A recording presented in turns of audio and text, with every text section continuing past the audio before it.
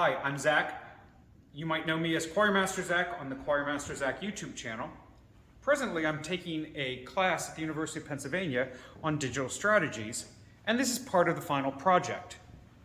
I'm going to upload this to my YouTube channel, as well as posting it at school, so come along as we talk about two things, about curation and about timbre.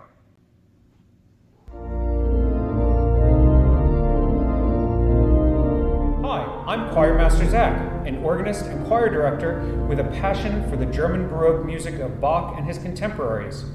Subscribe to my channel to watch me perform, as well as discuss music theory, history, and hymnody through the evolution of the Christian Church.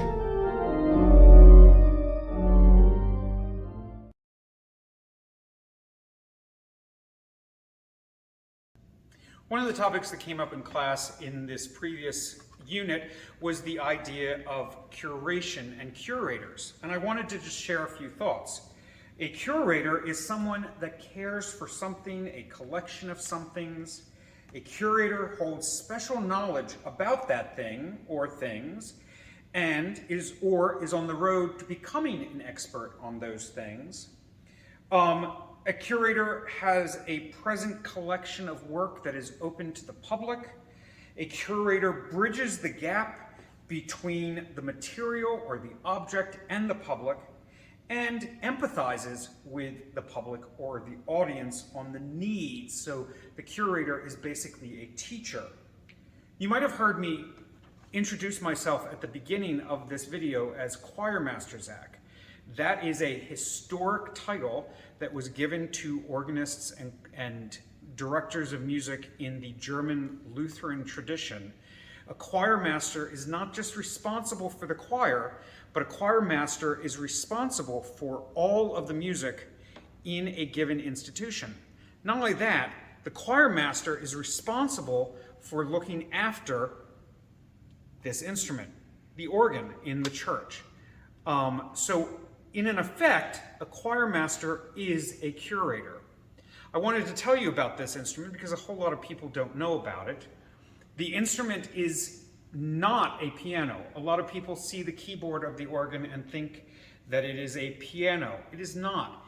It is a wind instrument like a flute. If you look in the front, there are a lot of pipes, and the organ is called the king of instruments because all of those pipes make different sounds. All of the sounds of the orchestra are in the organ.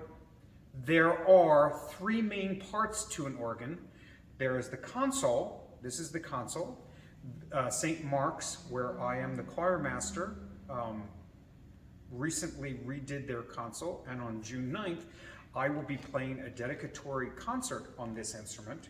This is the new console. However, the other part is the mechanism of the organ with the pipes itself. And you can see there are a lot of pipes, and this is considered a small organ. Here at St. Mark's, this organ is the historic Haskell organ, meaning it has some pipes that are special, but it's a relatively small instrument. If you go to other institutions, you'll find much bigger instruments. The third part of the organ is the blower, which you never see. It's the mechanism that makes the wind flow through those pipes. You never see the blower except for the organist. Organists go to school to learn not only how to play the instrument, but we also learn the engineering and mechanism of the instrument so that we can be good curators and know when something needs to be maintenanced or fixed or any type of service needs to be done. All of that is done by the choirmaster or the curator of the church.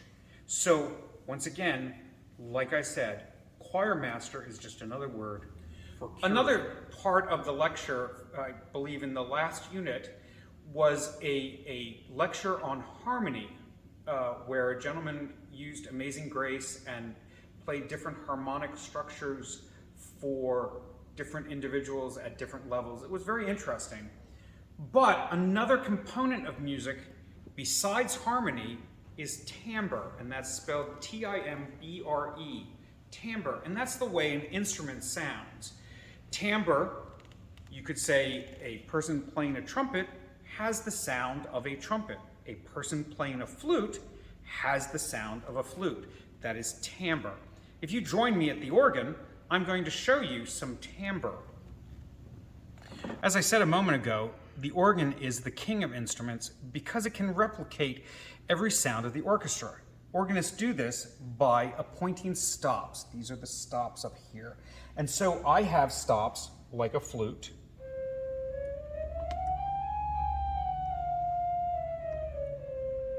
or a trumpet, and I can mix these sounds together to make bigger orchestral sounds.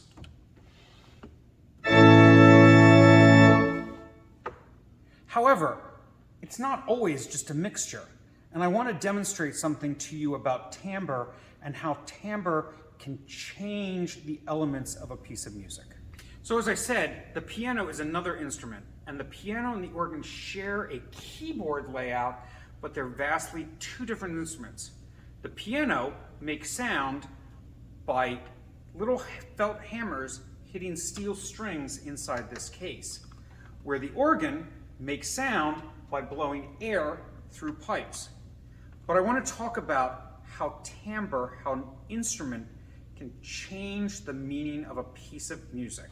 Like harmony can change the meaning of a melody in a piece of music, timbre can change the meaning of the music itself by using different sounds and different instrumental sounds to create a mood. And so I wanted to demonstrate this for you. This is Vater unser im Himmelreich by Georg Böhm, and I'm going to play just the final for you on the piano, and then I'm going to play the same section of music on the organ so that you can hear how timbre changes the quality of the music.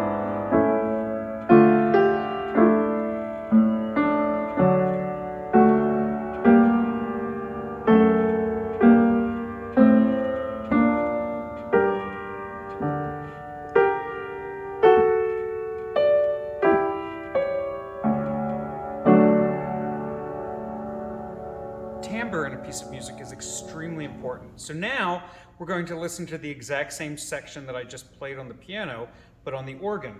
This time, you'll notice that I play the trumpet sound with my right hand on this manual.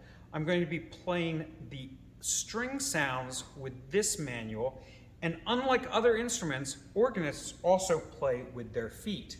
And so you'll hear three different melodic lines come together, unlike the piano where the lines kind of melded together.